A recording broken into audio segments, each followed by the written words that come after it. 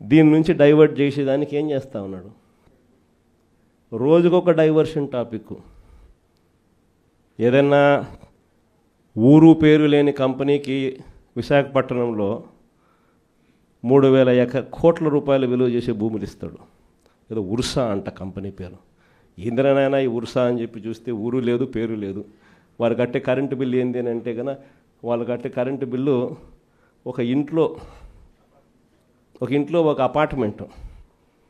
అపార్ట్మెంట్లో residential apartment కట్టే current bill ఆ కంపెనీ కడతా ఉంది. పోనీ అమెరికాలో వాళ్ళ ఆఫీస్ ఏందని చెప్పి అక్కడికి పోయినారు మనోళ్ళు ఎంక్వైరీ చేయడానికి.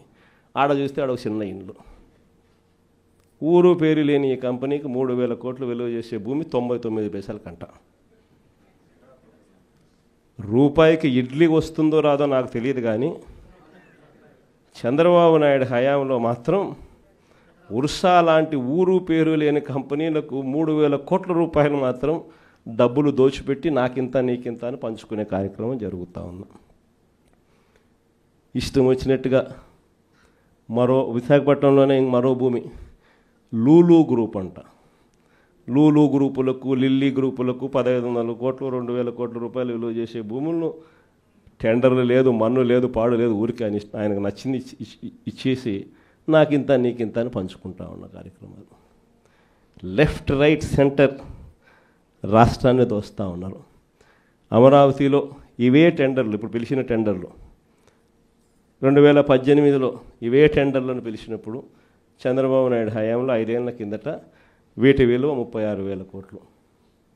అప్పట్లో సిమెంట్ రేటు, అప్పట్లో స్టీల్ రేటు ఇప్పటికన్నా అప్పుడే ఎక్కువ. ఇప్పుడు ఇంకా తగ్గినాయి సిమెంట్ రేటు, స్టీల్ రేట్లు. అయినా కూడా ఆ 36,000 కోట్ల విలువ ఈరోజు 78,000 కోట్లకు పెంచేసి టెండర్లు వాళ్ళకు సంబంధించిన వాళ్ళకి మాత్రమే రింగ్ ఫామ్ చేసి వాళ్ళ కాంట్రాక్టర్లకు మాత్రమే ఇచ్చుకుంటున్నారు. అంతేకాదు, ఇంతకుముందు మొబిలైజేషన్ అడ్వాన్స్ లేదు. పని చేస్తేనే ఎవడైనా గవర్నమెంట్ డబ్బిచ్చేది. ఈయన వచ్చినాక మొబిలైజేషన్ అడ్వాన్స్ అని కొత్తగా మొదలుపెట్టాడు ఇయడం. అంటే 10% మొబిలైజేషన్ అడ్వాన్స్ ముందే ఇచ్చేస్తాడు, వాళ్ళ దగ్గర నుంచి 8% ఈయన తీసుకుంటాడు. లెఫ్ట్ రైట్ సెంటర్ రాష్ట్రాన్ని దోచేస్తూ ఉన్నారు. చేసిన అప్పులన్నీ ఎక్కడికి పోతూ ఉన్నాయి? ఎందుకు సూపర్ 6 లేవు, ఎందుకు సూపర్ 7 లేవు అని అంటే, ఎందుకు జగన్ చేయగలిగేటాడు, ఎందుకు చంద్రబాబు నాయుడు ఎందుకు చేయలేకపోతున్నాడు అని అంటే కారణం నేను ఇంతకుముందు ఎలక్షన్ అప్పుడే చెప్పిన. జగన్ ఉంటే బట్టలు నొక్కుతాడు, నేరుగా ప్రతి అక్క చెల్లెమ్మ కుటుంబానికి నేరుగా పోతుంది. చంద్రబాబు నాయుడు ఉంటే బట్టలు ఉండవు. చంద్రబాబు నాయుడు ఉంటే నేరుగా ఆయన జోబీలోకి మాత్రమే పోతుంది అని చెప్పి ఎలక్షన్లప్పుడే నేను మొత్తుకొని చెప్పిన. నేను చెప్పిన ఆ రోజు చంద్రబాబు నాయుడు నమ్మడము అని అంటే చంద్రముఖిని నిద్ర లేపడమే అని చెప్పిన. చెప్పింది నేను ఆ రోజు ఎన్నికలప్పుడు నేను చెప్పిన ఆ మాటలు కన్నా ఎవరైనా వింటే ఇప్పుడు కరెక్ట్గా అవి ప్లే చేసి చూస్తే జగన్ కరెక్ట్గా చెప్పినాడు, అబ్బా మనమే మోసపోయినాం పొరపాటున అని చెప్పి. ఈరోజు ప్రతి ఇంట్లో కూడా ఖచ్చితంగా చర్చ జరగాల్సిందే. ప్రతిరోజు డైవర్షనే. ఇవన్నీ జరుగుతూ ఉన్నాయి, సమాధానాలు చెప్పుకోలేక ప్రతిరోజు ఒక డైవర్షన్. ఓ రోజు లడ్డు అంటాడు, ఇంకో రోజు బోట్ అంటాడు, మరో రోజు ఏమన్నా ఐపీఎస్ ఆఫీసర్ అధికారిని అరెస్ట్ అంటాడు. కరెంటు బిల్లులు షాక్ కొట్టే విధంగా అప్పుడే పెరిగిపోతున్నాయి అని చెప్పి మళ్ళీ ఆ టాపిక్ నుంచి డైవర్ట్ చేసేందుకు ఇంకొకటి ఆయన చేసిన లిక్కర్ స్కాములు మనం ఇంకొకటి మీద లిక్కర్ స్కాములు రుద్ది ఇంకొక లిక్కర్ స్కామ్ అరెస్ట్ అని చెప్తాడు. ఇట్లా ప్రతిరోజు చూస్తే ఏదో ఒక సెన్సేషన్ క్రియేట్ చేయడం, ఆ సెన్సేషన్ నుంచి టాపిక్లు డైవర్ట్ చేయడం. ఇంతకుముందు రోమన్ రాజులు చేసేవాళ్ళు. ప్రజల్లో వ్యతిరేకత, రోమన్ రాజుల మీద వ్యతిరేకత ఎక్కువగా వస్తూ ఉండేది అని చెప్పి అప్పట్లో వాళ్ళంతా గ్లాడియేటర్స్ అని ఒక గేమ్స్ నిర్వహించేవాళ్ళు. దాంట్లో మనుషులను పెట్టేవాళ్ళు, మనుషుల చేతిలో కత్తులు పెట్టేవాళ్ళు, పొడుచుకొని సావండరా నాయన అని చెప్పి వాళ్ళు జంతువులకు అన్ని దాంట్లో పెట్టేవాళ్ళు. ఆ జంతువులతో వీళ్ళు యుద్ధం చేయడము, వీళ్ళు సావడము, అవి సావడము, లేకపోతే వీళ్ళు పొడుచుకోవడము, అది వీళ్ళు సావడము వాళ్ళు సావడము చేసేది. ప్రజలందరూ దాన్ని చూసేది. Topic divert. లేదా రాజెట్ట పరిపాలన చేస్తూ ఉన్నాడు, దాంట్లో రేట్లు ఎట్లున్నాయి, ప్రతిరోజు ఒక డైవర్షన్ టాపిక్, ప్రతిరోజు ఒక డ్రామా. ఇలాంటి పరిస్థితుల మధ్య రాష్ట్రం జరుగుతూ ఉంది.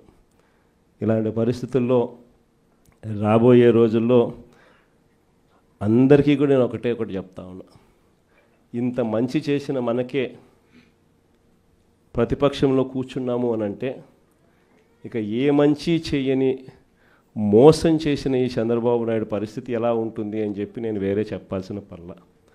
ఆ 3 ఏళ్ళు అయిపోయిన తర్వాత వచ్చేది ఖచ్చితంగా వైఎస్ఆర్ కాంగ్రెస్ పార్టీని అఖండమైన మెజార్టీతో మళ్ళీ అధికారంలోకి వస్తాం. ఈసారి వచ్చిన తర్వాత మాత్రం ప్రతి కార్యకర్తకు కూడా మీ జగనన్న జగన్ 2లో తోడుగా ఉంటాడు అని మాత్రం ఖచ్చితంగా చెప్తా ఉన్నా. ఇన్ఫ్యాక్ట్ లాస్ట్ ఎలక్షన్స్లో కార్యకర్తలకు బహుశా అనుకున్నంత స్థాయిలో నేను తోడుగా ఉండకపోయి ఉండొచ్చు. ఎందుకంటే నేను అధికారంలోకి వస్తానే కోవిడ్ వచ్చింది. అధికారంలోకి జూన్లో అధికారంలోకి ప్రమాణ స్వీకారం చేశాం, మార్చ్ కల్లా కోవిడ్ వచ్చేసింది. దాని తర్వాత 2 సంవత్సరాలు కోవిడ్లో ఇంకా వేరే దాని మీద ధ్యాసే పెట్టలేకపోయినాం. ప్రజల బాగోగుల మీదనే, ప్రజల ఆరోగ్యం మీదనే, ప్రజలకు సంబంధించిన విషయాల మీదనే పూర్తిగా ధ్యాస పెట్టాల్సిన పరిస్థితుల మధ్య పాలన సాగింది. కానీ ఈసారి మాత్రం ప్రతి కార్యకర్తకు భరోసా ఇస్తూ ఉన్నా. ఈరోజు నా కళ్ళతో నేను చూస్తూ ఉన్నా, కార్యకర్త అనేవాడు ఎంత ఇబ్బంది పడతా ఉన్నాడు అనేది నా కళ్ళతో నేను ఈరోజు చూస్తూ ఉన్నా. పాలన అనేది ఎలా ఉండాలి, ఎలా దిగజారిపోయింది అన్నది కూడా నా కళ్ళతో నేను చూస్తూ ఉన్నా.